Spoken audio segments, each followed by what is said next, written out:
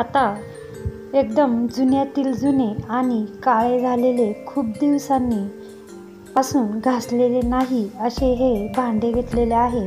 यामध्ये तांब्याचे जास्त भांडे आहे. आता तांब्याच्या भांड्यासाठी ना लिंबू, ना लिंबू सत्व, ना पितांबरी, एका विशिष्ट अशा टाकाऊ वस्तूपासून हे भांडे घासणार आहे. आता सगळ्यात आधी हे काळे पडलेले पितळी भांडे आणि दोन पितळी दिवे आणि बाकीचे तांब्याचे भांडे घेतलेले आहे. आता जे सोल्युशन केलेलं आहे, जी पावडर केलेली आहे ती फक्त या भांड्यांना चोळून 5 ते 10 मिनटं ठेवायची आहे.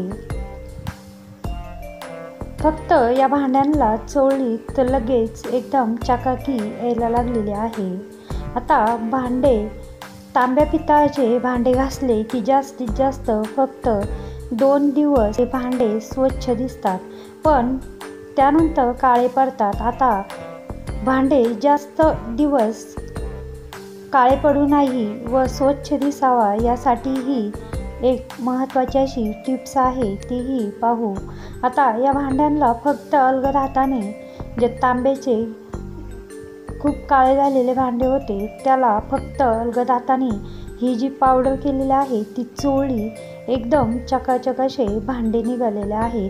जिथं जिथं पावडर लागलेली नाही त्या ठिकाणी काळे डाग दिसत आहे. आता सगळ्या भांड्यांना व्यवस्थित सगळीकडून ही जी पावडर केलेली आहे ती चोळून घेऊन अशीच 5 ते 10 मिनटं सगळे भांडे ठेवलेले आहे. पितळाचीच नाही, तांब्याचीच नव्हे तर पितळाचा दिवा तेलकट झालेला एकदम काळा, त्यालाही चोळलं तर अगदी चकाचक असा हा पितळाचा दिवाही निघालेला आहे. तांब्याचे भांडे तर एकदम सोन्यापेक्षाही जास्त चमकायला लागलेले आहे. फक्त 5 ते 10 मिनटं लावून ठेवलं ते एकदम चकाचक असे सगळे भांडे निघालेले आहे.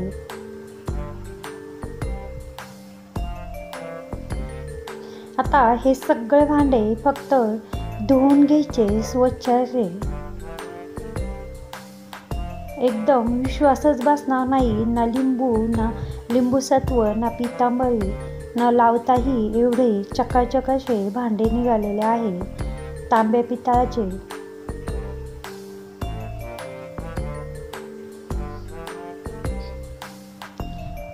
किचनमध्ये उपलब्ध असलेल्या 2 ते 3 साहित्यामध्ये हे भांडे काढलेले आहे.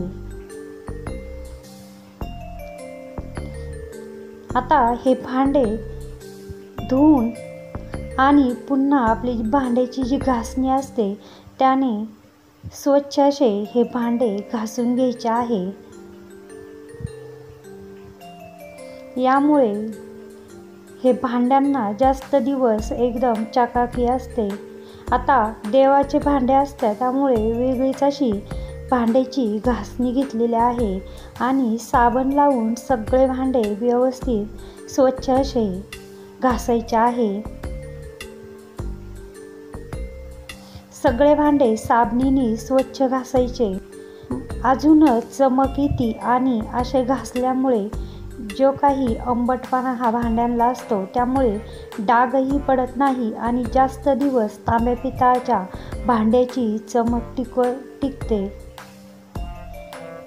म्हणून घासणीने देवाच्या भांड्यासाठी वेगळीच अशी घासणी ठेवलेली आहे. त्या घासणीने हे भांडे स्वच्छ असे घासून घेतले आणि पुन्हा चोळून व्यवस्थित धुवून घेतले.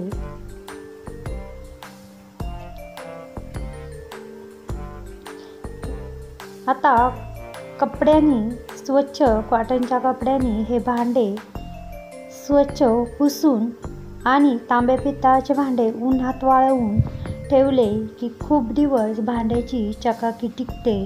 या पद्धतीने ना लिंबू, ना पितांबरी काही न लावता, ना लिंबू सत्व, एकदम चमकायला असे हे भांडे लागलेले आहे.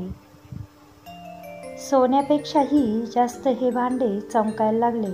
आता ती पावडर कशी बनवायची ते बघू. सगळ्यात आधी ह्या मोसंबीच्या साल घेतलेल्या आहे, मोसंबी किंवा संत्री, ती थोडीशी सुकवली, त्याची या पद्धतीने मिक्सरच्या भांड्यात पावडर काढली. त्यानंतर 1 ते 1.5 चमचा भांडे किती आहे त्यानुसार मीठ टाकलेलं आहे. आता 1 चमचा सोडा टाकलेला आहे आणि 1 वाटी क्वांटिटी वाढण्यासाठी मी 1 वाटी गव्हाचं पीठ टाकलेलं आहे. यामुळे या पावडरची क्वांटिटी वाढते.